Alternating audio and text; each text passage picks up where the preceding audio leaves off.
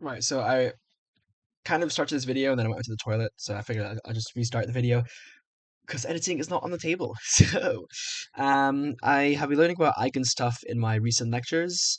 For those who don't know, eigenstuff is like eigenvalues, eigenvectors, eigendecomposition, and other eigen things that I don't understand what they are, which is why this video is dedicated to me trying to understand what they are, because it's kind of crazy. Like we're learning all this stuff in like one lecture, which is like an hour long, and it's like not even close to understood. So I will be watching this video to try and see by 3 Blue 1 Brown to see if I can understand more about it.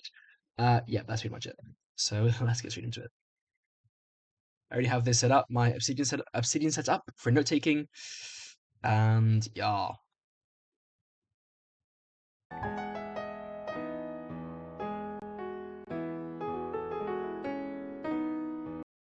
Last time I asked, what does mathematics mean to you? And some people answered, the manipulation of numbers, the manipulation of structures. And if I'd asked what music means to you, would you have answered the manipulation of notes? Yes. uh, no, the expression of the self through notes. I'm not sure math's the same, but let's see. Search Lang. That's an Eigenvectors and interesting eigenvalues is one of programming those language. topics that a lot of students find particularly unintuitive. Questions like, why are we doing this? How about what the hell is this? That's what I need to know What does this first. actually mean? Are Yeah. too often left just floating away in an unanswered sea of computations. And as I've put out the videos of this series, a lot of you have commented about looking forward to visualizing this topic in particular. I suspect that the reason for this is not so much that visualizing this topic I wonder why he censored these, even though they're public. in particular. I suspect that the reason for this is not so much that eigen things are particularly complicated or poorly explained. In fact, it's comparatively straightforward, and I think most books do a fine Poorly job explaining explained. it. The I issue haven't looked is at any that it books. only really makes sense if you have a solid visual understanding for many of the topics that precede it. Right. So Most limit important here transformations, I'm is pretty that good you at. know how to think about Good on, I matrices mean. as linear Determinants, kind of. transformations. I know that determinant can be used to determine stuff, but I don't know what actually determines like why it is the way it is. But you also need to be comfortable with things like determinants, linear systems of equations, and change of basis. Confusion about Okay. eigenstuffs usually has more to do with a shaky foundation in one of these topics than it does with eigenvectors and eigenvalues Mine is definitely shaky, but let's ball. themselves. To start, consider some See how far linear I can get. transformation in 2 dimensions, like Okay. the one shown here. Okay. It moves the basis vector I hat to the coordinates 3, 0, and Okay. j hat to 1, 2. Okay. So it's represented with a matrix whose columns are 3, 0, and 1, 2. Yeah, so one useful thing I've learned now, because my friend pointed it out, is that a matrix is really just a column of vectors, with the vectors being what the identity matrix would become if the transformation was applied. That is basically what that is. So Moves the basis vector yeah, so that's like this. I mean, I already have this in my inbox notes, but whatever. The a matrix is essentially a column because like before I was like what actually is a matrix, and I didn't really get a good answer, but this is intuitive. Essentially a column of vectors that are what the um yeah, the identity vectors would become if the matrix's transformation was applied. Very shaky wording, but that is the idea. I hat to the coordinates 3, 0, and j hat to 1, 2. So it's represented with a matrix whose columns are 3, 0, and 1, 2. Yeah. Yeah.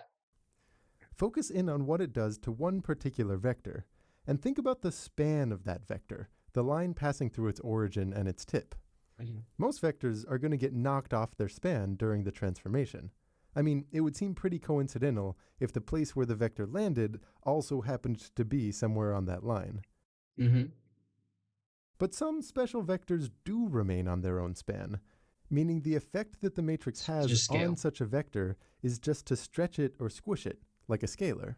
Uh-huh. For this specific example, the basis vector I hat is one such special vector. The span. Let me just okay, first of all, let me get the transcript for this as well. No, Control P, transcripts. There's more options now. Get from URL.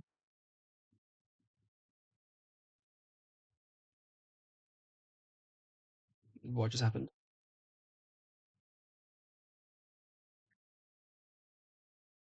I don't know what just happened. That's a different video. Again, YT transcripts. Okay.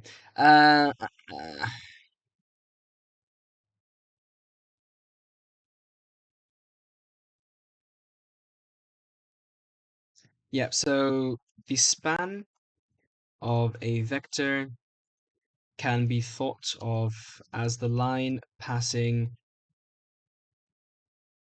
through the origin and through the vector's origin and tip. Right. Whoops. Oh, I'll close this for now.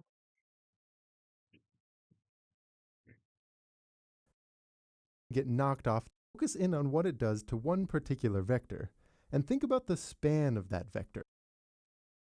It's a pretty useful screenshot.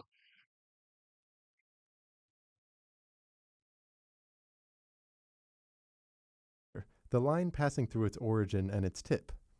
Most vectors are going to get knocked off their span during the Yeah. transformation.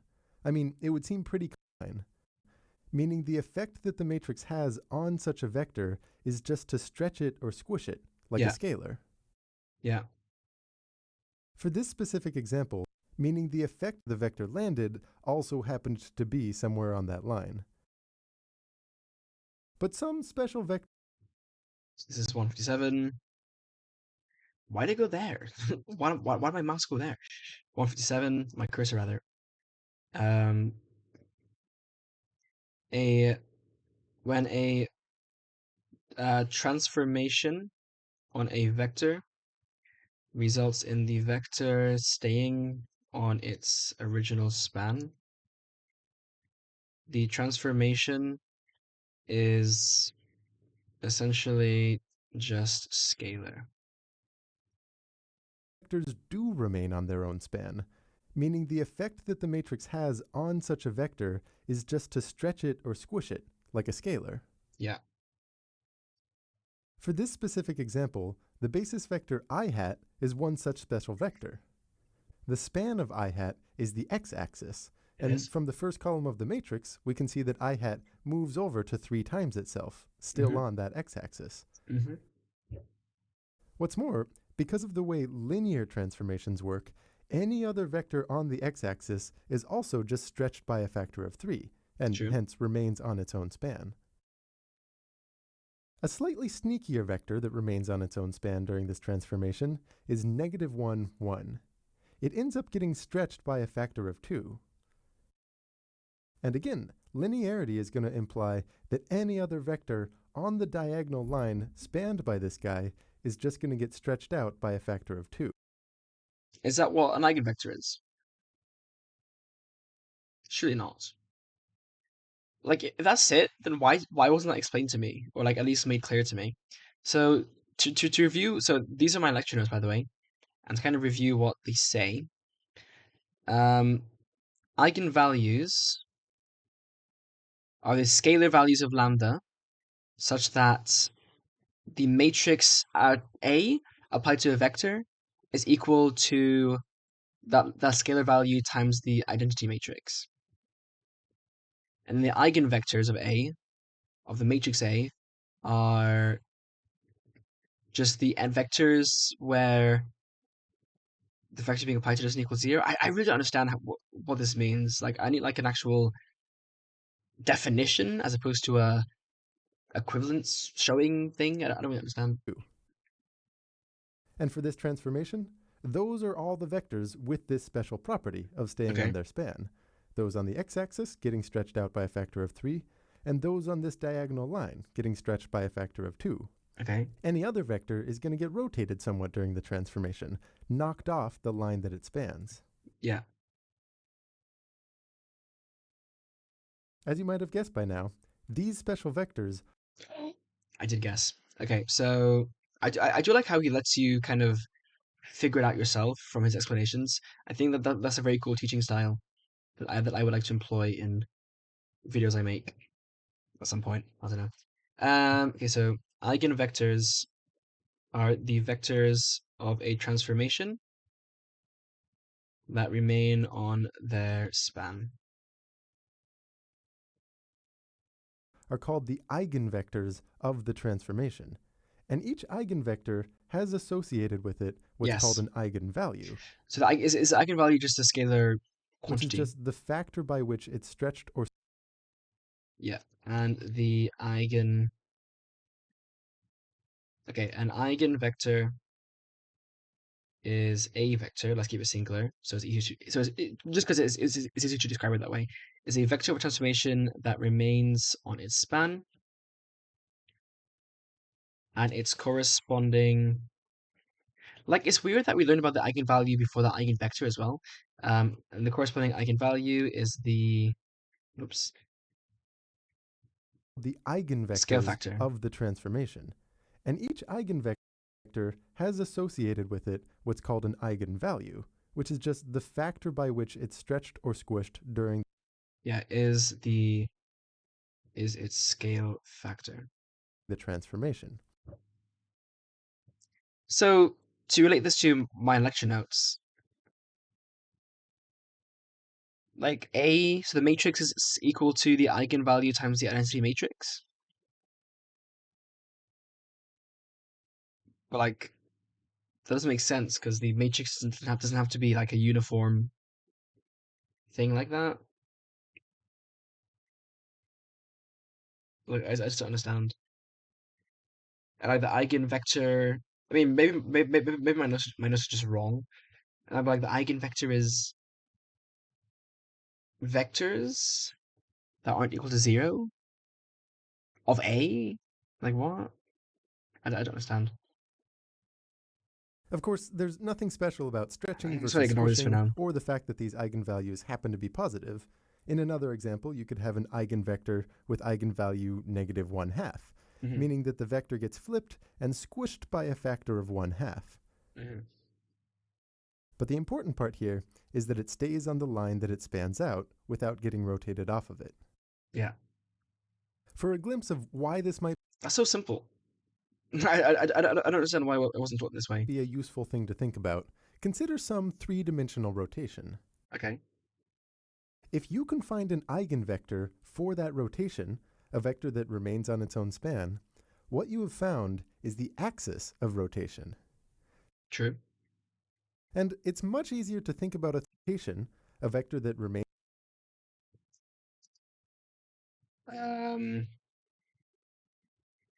What the hell? In the case of a 3D rotation, the eigenvector for that rotation will turn out to be the axis of rotation. Quite useful. on its own span. What you have found is the axis of rotation. Okay, so I mean, I see how this already applies to graphics programming. And it's much easier to think about a 3D But I mean, rotation in terms of obviously, it's some linear axis algebra, of so it would rotation do. and an angle by which it's rotating, rather than thinking about the full 3x3 matrix associated with Yikes. that transformation. Yeah. In this case, by the way, the corresponding eigenvalue would have to be 1, since rotations never stretch or squish anything. Note that rotations have an eigenvalue of 1 since they do not scale. So the length of the vector would remain the same. Mm-hmm. This pattern shows up a lot in linear algebra.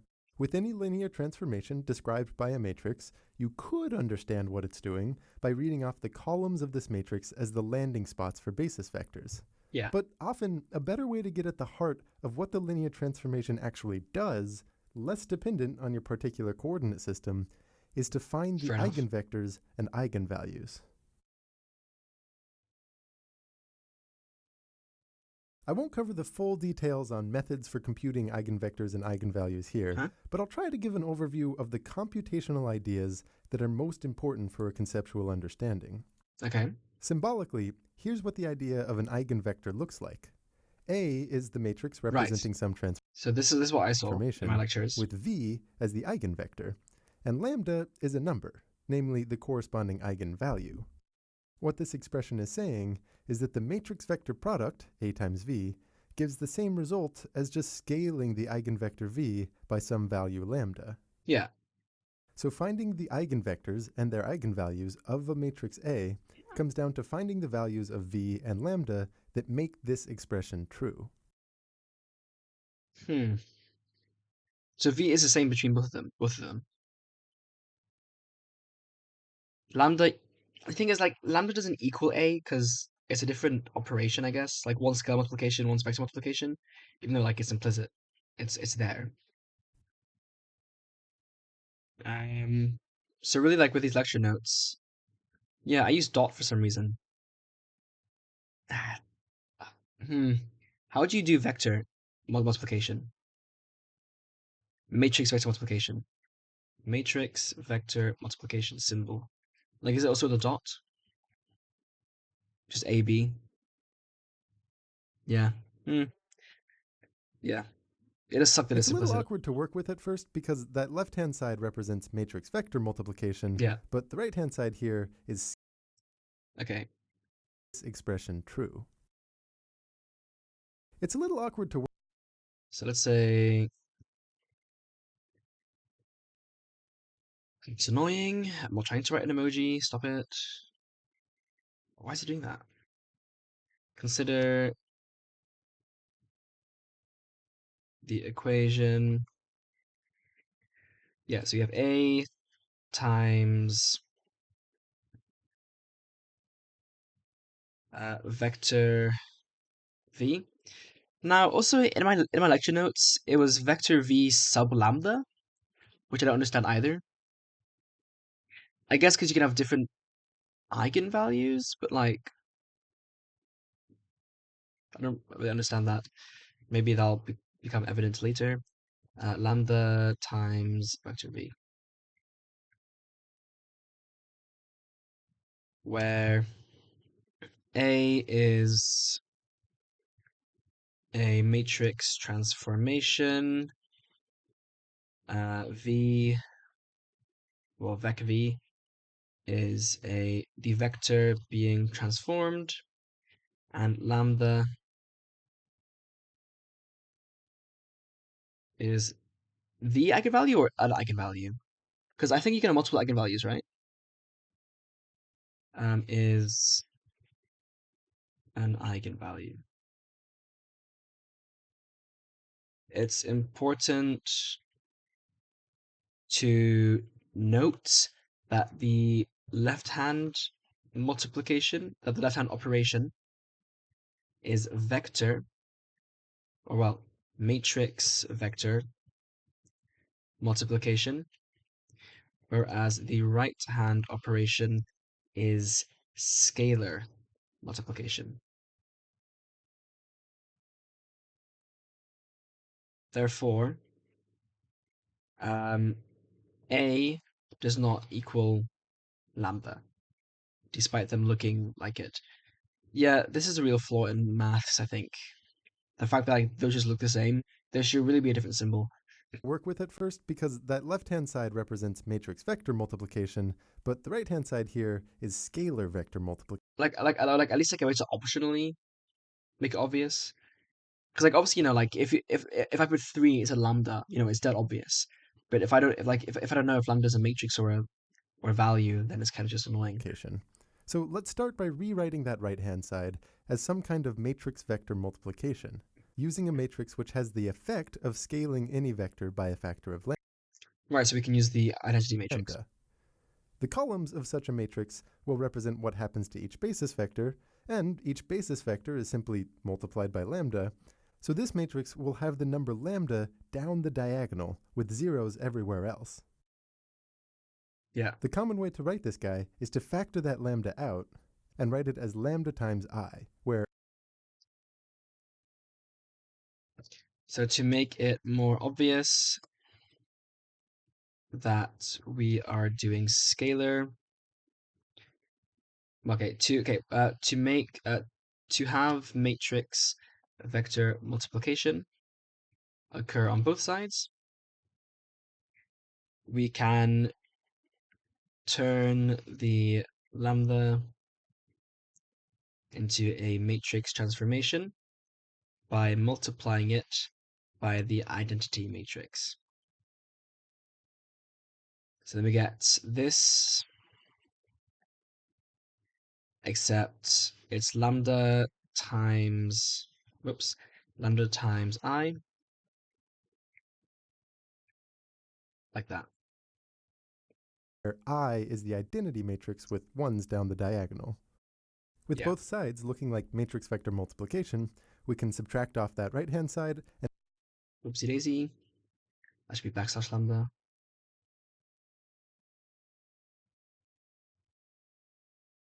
factor out the v. This then allows us to to rearrange the equation like so. So you get a, well, we're subtracting that.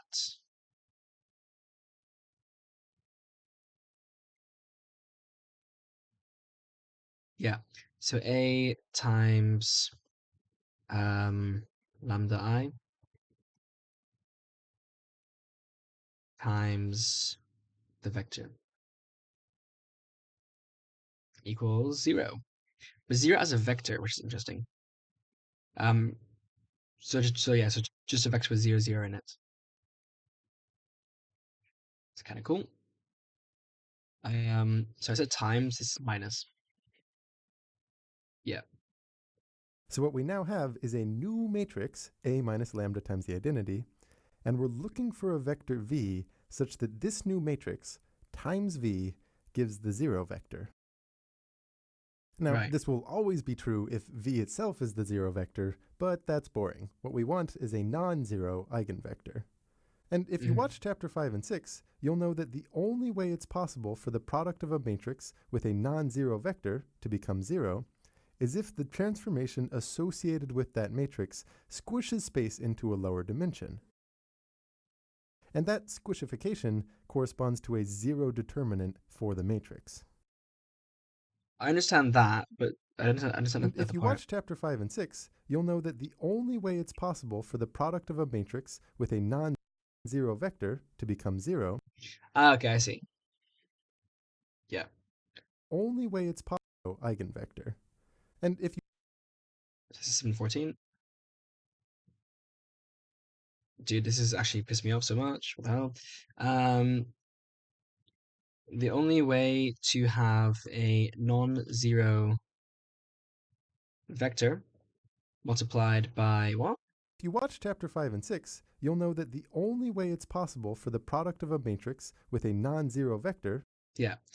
For matrix multiplied by a matrix to equal 0, or to equal a 0 vector, is if the determinant of the transformation is also 0, since that indicates a flattening. Right, so then we say that the determinant of a minus lambda I must be equal to 0. And that's also what I have here. Yeah. I didn't understand why this was the case. And then we say that this is the characteristic polynomial of A. Okay? To become 0 is if the transformation associated with that matrix squishes space into a lower dimension. And that squishification corresponds to a zero determinant for the matrix. Okay. To be concrete, let's say your matrix A has columns 2, 1, and 2, 3. I do And like think concrete about examples. subtracting off a variable amount, lambda, from each diagonal entry. Now imagine tweaking lambda, turning a knob to change its value. As that value of lambda changes, the matrix itself changes, and True. so the determinant of the matrix changes. It's true, of The course. goal here is to find a value of lambda that will make this determinant 0, meaning the tweaked transformation squishes space into a lower dimension. He's passing it. In this case, the sweet spot comes when lambda equals 1. I do like how these videos don't assume you already know this stuff. I mean, in this case, I do know the property of a determinant flattening, but it does really explain it without taking up too much time as well, which is quite cool. Of course, if we Very had well chosen some explained. other matrix, the eigenvalue might not necessarily be 1. The sweet spot might be hit at some other value of lambda. Yeah. So But this then is are there kind of a lot, multiple but let's unravel what this possible is saying. eigenvalues? When lambda equals 1, the matrix A minus lambda times the identity squishes space onto a line. That means there's a non-zero vector v such that A minus lambda times the identity times v equals the 0 vector. Okay. I'm seeing why this is And useful. remember, the reason we care about that is because it means A times v equals lambda times v. Yeah. Oh, Which you is can it, read oh, off as saying that the vector v yeah. is an eigenvector of A, This is just for staying on its finding own the span eigenvector. during the transformation A. In this example, the corresponding eigenvalue It's a is neat little 1, trick. so v would actually just stay fixed in place. I mean, is it a trick? I don't know. Pause and ponder if you need to But make sure that that line of reasoning it's cool. feels good. Yep, I'm satisfied. This is the kind of thing I mentioned in the introduction.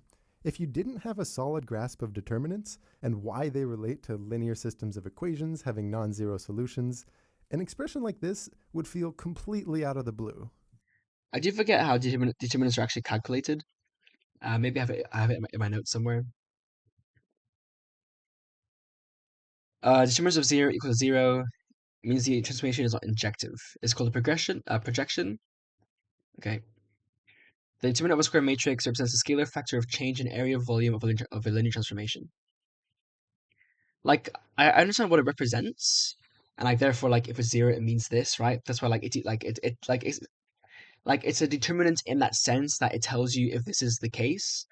Kind of like how the determinant of the quadratic equation tells you if it's imaginary or not. Like it determines that, but I don't know why specifically it's this product.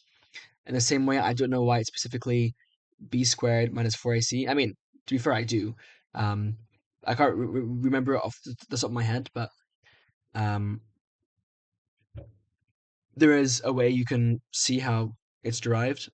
But for this, I didn't quite understand. Or like, I never really. Well, I said I didn't understand. I didn't learn why we do this specifically, other than it just works, right? Like it's like a useful tool, so we just use it because we can use it as a determinant.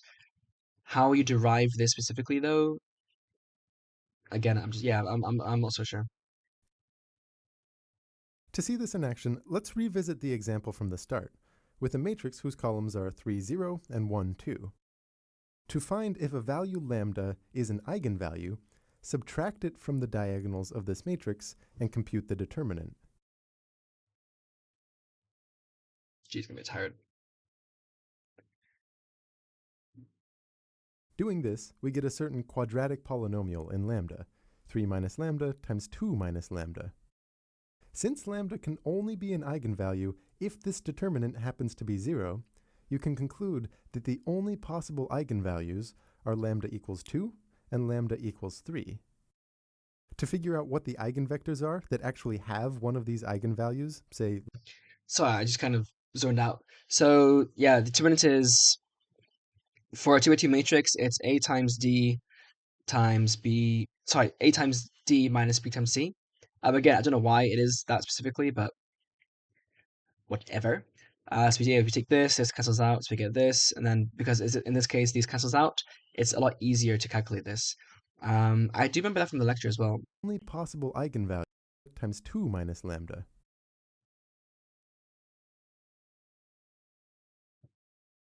Yeah, so 950.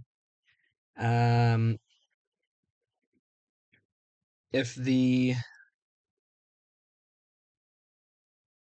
matrix contains a 0, then contains enough. Okay, if a matrix contains enough zeros, it may be easier to calculate the eigenvalues by just simple factorizing. So like if I have, yeah, like that, so determinants, I'll just use this example, B matrix. I don't know why my teacher uses parentheses matrices instead of bracket matrices. I find bracket matrices easier to read, but to be fair, using parentheses also helps you understand that, again, it's a column of vectors. Maybe. It's interesting. Uh, I wonder if there are any other reasons though. So yeah, so 3 minus lambda and 1 and 0 and 2 minus lambda. Is that correct? Was I missing the order? That's correct. I, I do wonder what the rows would represent then. Like I guess like all the x values or the y values, something. In latex though, it means that you're doing it by row instead of by column, which might be a bit confusing if you want if you want to treat it as columns of vectors as opposed to rows of, I guess, also vectors, but I don't know. But that equals, yep, because this cancels out, so you get 3 times lambda times 2 times minus lambda, sorry, not 3 minus lambda times 2 minus lambda,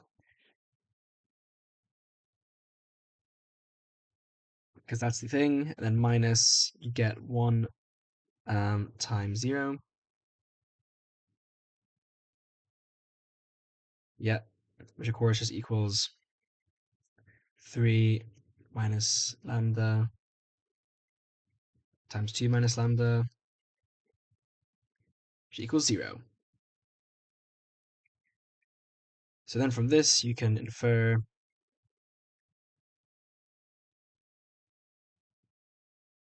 that lambda 1 equals 3 and lambda 2 equals 0. What the hell? 2. We might have even had this exact example in my lecture. Not that I had time to write it down. Oh no, here it is. Yeah, literally the same example. So I guess you got it from this video then. Or maybe it's just a popular example. I don't know. So this bracket is really small. Left parenthesis L bracket. I forgot what the thing is here. L parent. Okay, that works, but it's still small. I forgot how to make it big. To be honest, I don't even need to use the brackets anyway in this case. It's kind of unnecessary. So just do this. But yeah. Doing this, we get a certain. Did I say that in the lectures too?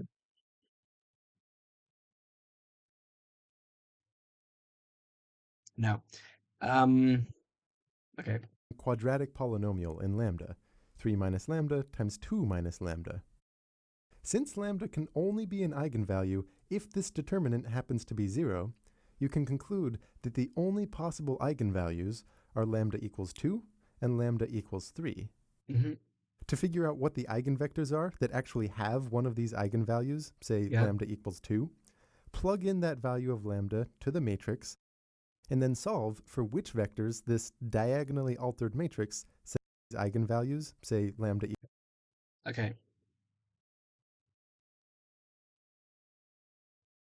Ah, stop it. How do I like just not, okay, escape. To calculate an eigenvector from an value, substitute the eigenvalue into the matrix and see what vector you'd need to multiply it by to get a zero vector. So is that a thing, by the way? No. So let's lambda equal 5 equal, sorry, 3, whatever. So we got our matrix. Actually, screw the let. We'll just substitute it directly. Okay, so we got 3 minus 3 and 2 minus 3, right? Equals. Okay, that's fine. And then that'll be times the vector, right, of x and y, or x slash y, I guess, equals just 0, 0.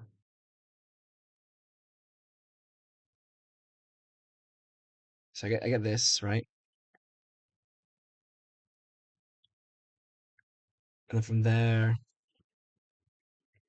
that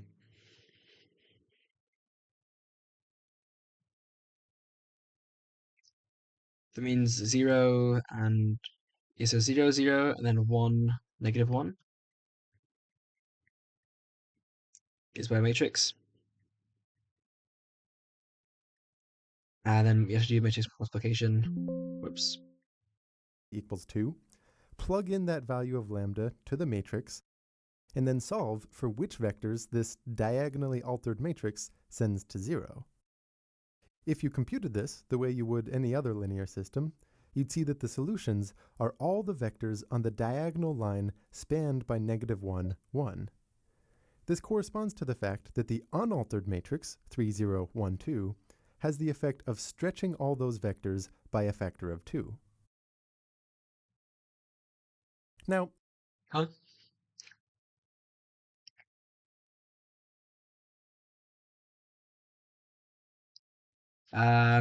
Yeah, I literally don't forgot how you solve this. I forgot how you multiply a vector, a matrix. I can't lie. Let's have like my matrix here. I don't know if I have this written down though. I don't. Um,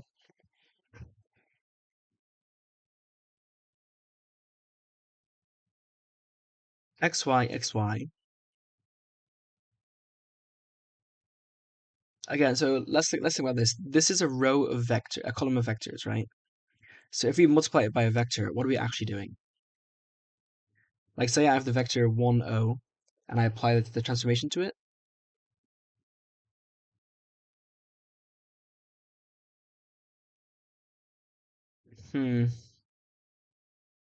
I can think of it in terms of no, I don't know. This is strange. I guess it's the x and y components of the vector, right? That's what it represents. So like I can have one vector going that way, but the matrix should be the x and y components of the vector. Or am I lying? No. It's sorry. It's if you apply it to the identity matrix. Yeah.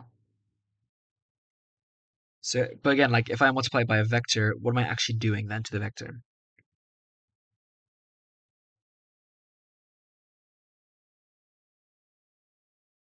I don't know.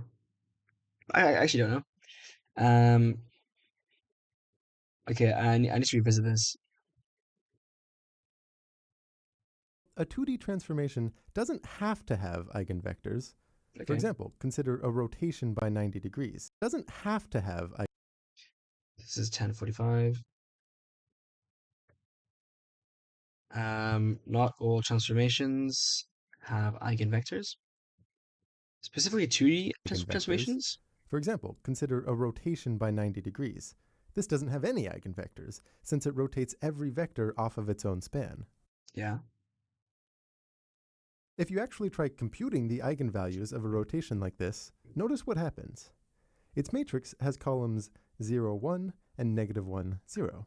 Mm-hmm. Subtract off lambda from the diagonal elements and look for when the determinant is 0. In this case, you get the polynomial lambda squared plus 1. The only roots of that polynomial are Are the imaginary. imaginary numbers, I and -I. The Ooh, fact that there are no real number solutions indicates that there are no eigenvectors. really? It's not possible. No. If you try to calculate the eigenvalues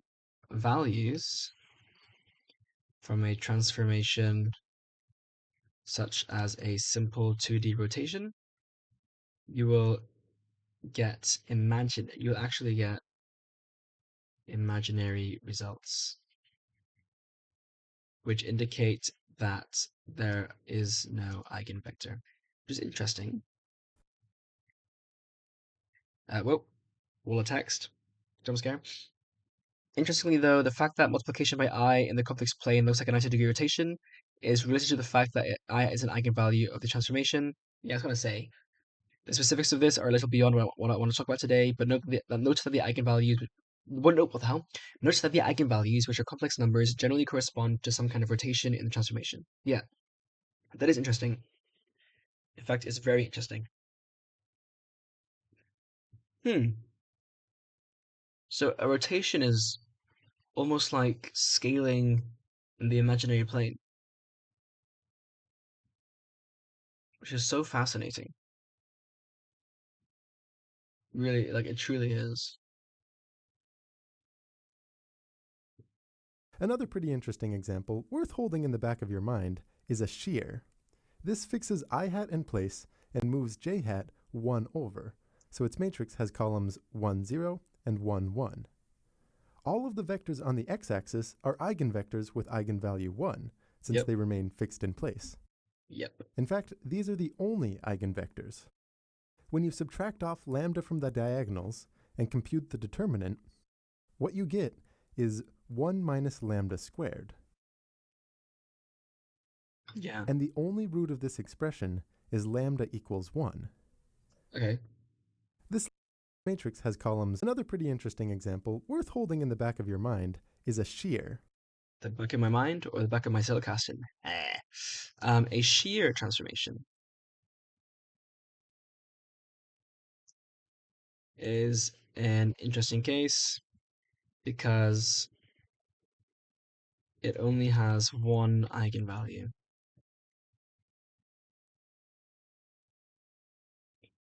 Yep. This So I didn't mention it yet, but like fixes I obviously, hat in place and moves. if I have a vector on a span, any other vector on that span will also be a valid eigenvector. So there are infinitely many eigenvectors, but only one eigenvalue, I guess, j hat 1 over, so its for a matrix given has columns for a given 1, span. I mean, 0 and 1, 1. All of the vectors on the x-axis are eigenvectors with eigenvalue 1, hmm since they remain fixed in place. In fact, these are the only eigenvectors. Ooh. Um, has one eigenvalue with the value 1. When you subtract off lambda from the diagonals and compute the determinant, what you get is 1 minus lambda squared. Yep. Uh, this is because trying to calculate the eigenvectors from the determinant gives you 1 minus lambda times 1 minus lambda equals 0, right? So you get 1 times, no, you get a squared minus b squared. Is that what you get? Is a minus b times a minus b a squared minus b squared? Or is that a minus b times a plus b? I can't remember now. No. It's a minus b squared. So it'd be a minus 2ab plus b squared, right? So I get 1 minus lambda plus lambda squared. What you get is 1 minus lambda squared. 1 minus lambda squared. I lied. Why is that? Only 1 minus lambda squared. 1 times 1 is 1. 1 minus lambda times... Uh, huh? Why'd you not get plus lambda squared minus 2 lambda? Am I tripping? Determinant. What you get is 1 minus lambda squared.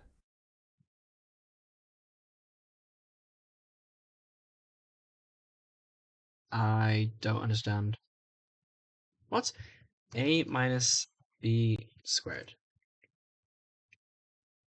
Yeah, it's a squared minus 2ab plus b squared. So what? So why'd you get a minus? Is this addressed in the... What's going on here?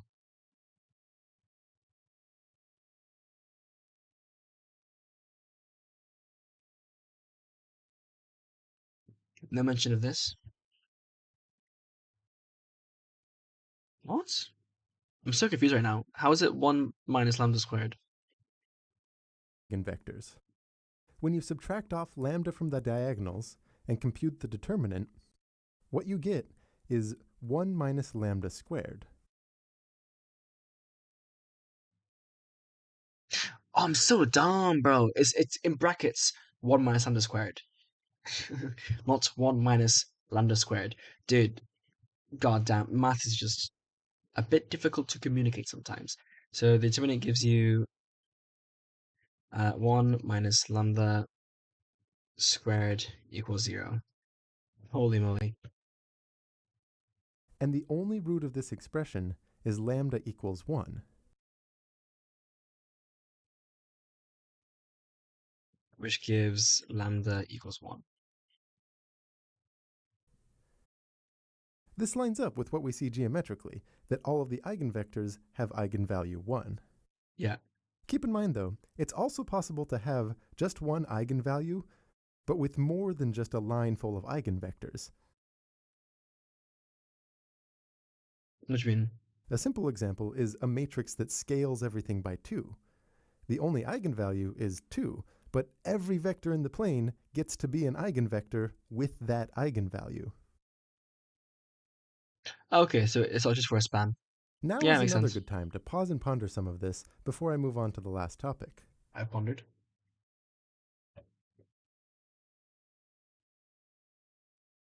Okay, so far so interesting.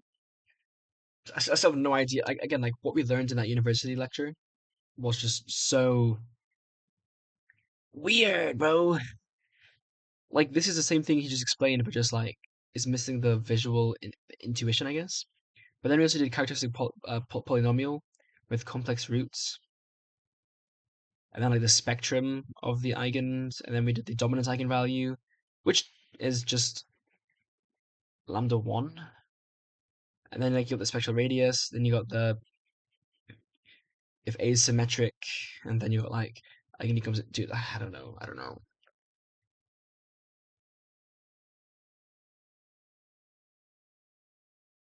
I want to finish off here with the idea of an eigenbasis, which Eigenbasis. relies heavily That's on new. ideas from the last video. I change a basis, yeah. Take a look at what happens if our basis vectors just so happen to be eigenvectors.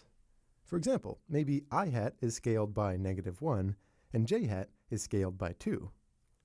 Writing their new coordinates as the columns of a matrix, notice that those scalar multiples, -1 and 2, which are the eigenvalues of I hat and j hat, sit on the diagonal of our matrix, and every other entry is a 0. Mm-hmm. Anytime a matrix has zeros everywhere other than the diagonal, it's called, reasonably enough, a diagonal matrix. And the way to interpret Yeah, I know is a this, 0. but I never wrote it formally. Anytime I mean, like I figured this out. I mean, it's not. It's pretty intuitive, obviously, once you hear it. but I only learned this like recently.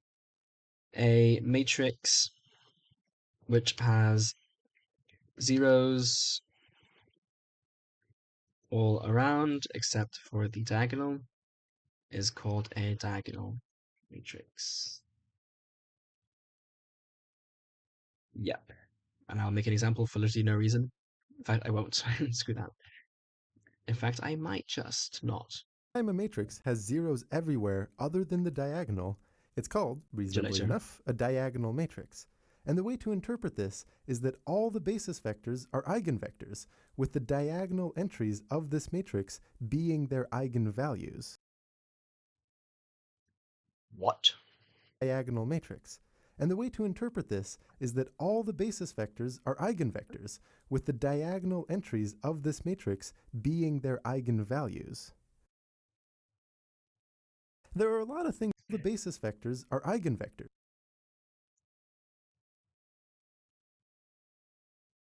An eigenbasis is a diagonal matrix such that every column is an eigenvector where containing one non-zero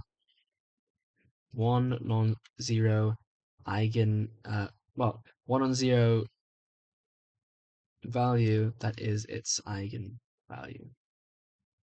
With the diagonal entries of this matrix being their eigenvalues. There are a lot of things that make diagonal matrices much nicer to work with.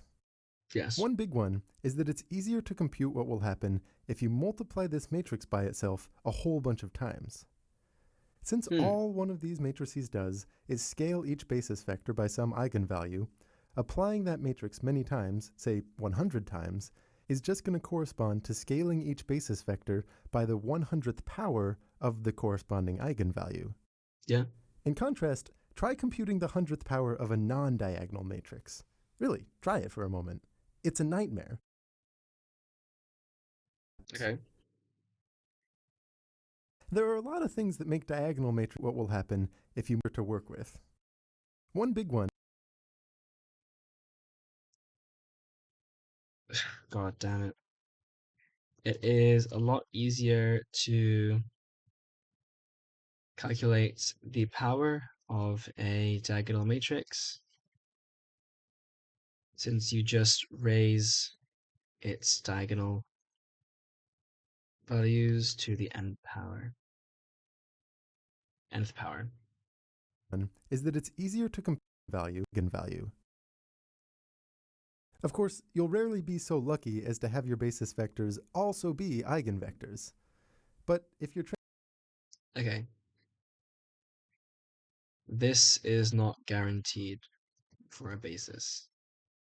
Transformation has a lot of eigenvectors, like the one from the start of this video, enough so that you can choose a set that spans the full space, then you could change your coordinate system so that these eigenvectors are your basis vectors.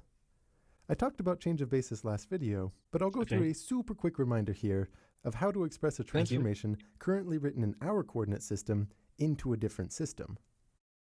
Take the coordinates of the vectors that you want to use as a new basis, which in this case means our two eigenvectors, then make those coordinates the columns of a matrix, known as the change of basis matrix. When you sandwich the original transformation, putting the change of basis matrix on its right and the inverse of the change of basis matrix on its left, the result cover this in will be a matrix representing that same transformation, but from the perspective of the new basis vector's coordinate system. The whole point of doing this with eigenvectors is that this new matrix is guaranteed to be diagonal, with its corresponding eigenvalues down that diagonal. So this was also in my lecture at the very end. You can see I got A equals BD times the inverse of B. What I didn't understand is that B is... The hell? Sorry, my typing's really weird here. So, yeah, so B is the basis bit matrix. And D is a diagonal matrix. I mean, it says that here B is the square matrix with the columns as eigenvectors. That's true. But really it's the basis that has the eigenvalues there. I mean, yeah, so like both are true, but obviously the B must be for basis then. Then eigendecomposition is when a square matrix can be factored as like whatever that means. Okay. Diagonal. This is because it represents working in a coordinate system where what happens to the basis vectors is that they get scaled during the transformation. A set of basis vectors which are also eigenvectors is called, again reasonably enough, an eigenbasis. So if, for example, A called, set. again reasonably enough, a set of basis vectors which are also eigenvectors Okay.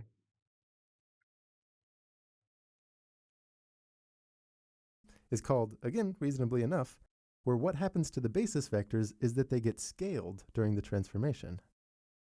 A set of basis vectors which are also eigenvectors A set of basis vectors which are also eigenvectors. is called, again reasonably enough, an eigenbasis.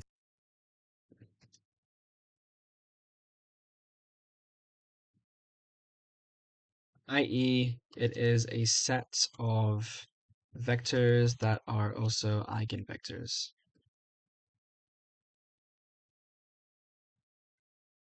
Okay.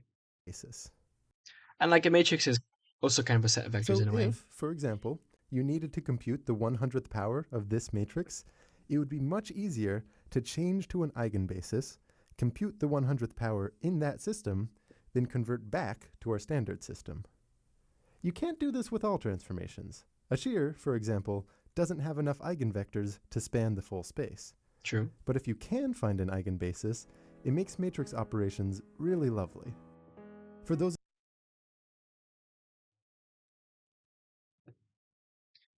Yeah.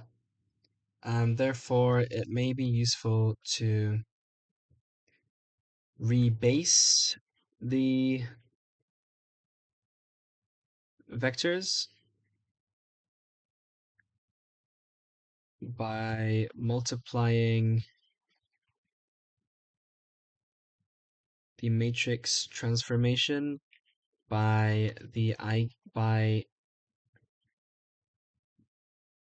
an eigenbasis if it exists and its inverse, right? So you get B times A. Now B times, yeah, A times B to the power -1.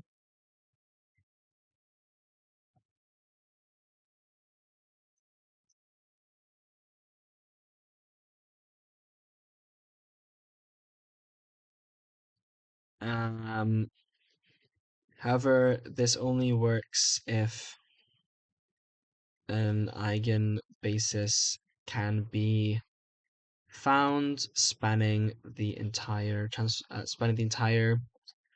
dimensions, spanning all the necessary dimensions. E.g., a shear transformation only has a shear transformation in 2D would only span across one dimension. One dimension. of you What's this? willing to work through a pretty neat puzzle, So question. To take the following matrix, so I start computing its first few powers by hand, a squared, a 3, etc. What power do you see? This might show you curious. This might make you curious to know there's an efficient way to compute arbitrary powers. Given that given that two eigenvectors of this matrix are these, see if you can figure out a way to compute an by first changing to an eigenbasis, compute the new representation. Okay, very cool. I would do this if it wasn't already like midnight, but to see what this looks like in action and how it can be used to produce some surprising results. I'll leave up a prompt here on the screen. It takes a bit of work, but I think you'll enjoy it. The next and final video of this series is going to be on abstract vector spaces. See you then. okay, this is also this video. A quick trick for computing eigenvalues. I will say this to my watch later because I do wonder about that. It might be useful for the exam. Yeah, let's see what the comments say. Yeah, is this the first time this has been animated? Like, it's so cool, honestly. Phoebe One Brown's doing some cool stuff. So Zach Starr, made a video about the applications of eigenvectors and by eigenvalues, literally 6 years ago. For those who don't know, eigenvalues. Zach Star is also a skit YouTuber. He does skits, and I like them quite a YouTube lot. Premium is ad-free YouTube, plus the music app. One subscription, 2 apps. Try it free of charge. This video is sponsored by Curiosity Matrix. And by output is just the rectangle slid over by... Oh, is this? Okay, I thought it was the Fourier the Fourier translation for a second. No, this is Fibonacci sequence. one, and every matrix pretty much lie on this line. You can use eigenvectors for what's that thing you heard in Endgame has other uses? Avengers Endgame?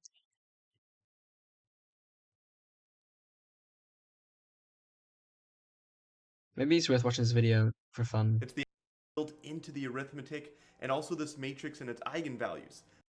I showed the basic idea behind an eigenvector and eigenvalue. But as a quick review, when you have some arbitrary 2 by 2 matrix and multiply by a vector, let's say 1, 0, that can be written as such, you'll get out a new vector, or -1, -2 in this case.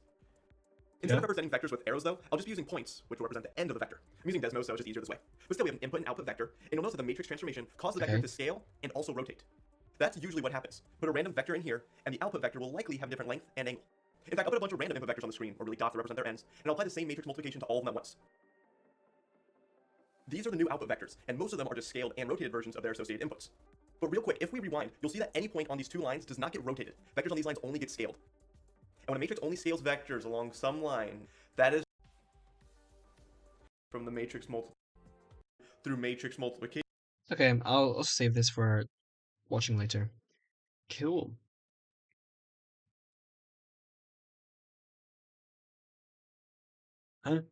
This person had a degree in maths and didn't really understand what eigenvectors and values were. That's crazy, dude. What failure of the education system. I want to try to compute them. He does though. How nice it is to be born in an era where this video exists. If I was born 9 years earlier, I would be out of luck. Or I guess 10 years earlier. Downvote, goddamn. Now you can't even dislike. At least you wouldn't show. The numbers in the matrix are the digits of pi. For the product 3.1415926.5. That's true. Pretty good way to get some pseudo randomness, to be fair. That's kind of cool. Okay, so that was the video. There's also this text lesson, but I don't think this is really necessary to watch. Probably just a recap of the video, like exact same stuff. There's also this puzzle, which I'll come back to at some point. But okay. I'll also actually copy this image. That's pretty useful. Right, so now the next thing to do would be to create notes for my Zillocasting from these. But it's already midnight, so I think I'm going to leave it here for tonight, but I will get back to this, well, probably tomorrow or whenever. But yeah, eigenvalues. So now I do actually understand what the hell they are. And eigenvectors, like what they represent. Like that was it. Like was I late to the lecture? Did I just miss that crucial detail that said, by the way, they are these? I don't know. But you know what? Now I understand it just that bit more. Well, a lot more. That's like quite significant. Like I needed to understand that to kind of understand what the hell is going on with other stuff. And it seems like I'm not the only one, because that math graduate in the comments who donated $10, they also didn't know that apparently, despite literally being a graduate in maths. And here I am doing computer science, by the way, like not maths degree, a computer science degree. So yeah, by the way, what is happening with my tooth? Is it just lighting? Like, why does it look like it's gold? Like, is it rotting and I'm just dying right now? I'm gonna look at that later. I do brush my teeth, so I don't know why that would be happening. Although my teeth are also very irregular, as you can see. I 100% need braces. Yeah, also the bottom one. Is it just lighting? That's really weird. Anyway, enough. Thanks for watching. Subscribe for more eigenstuff.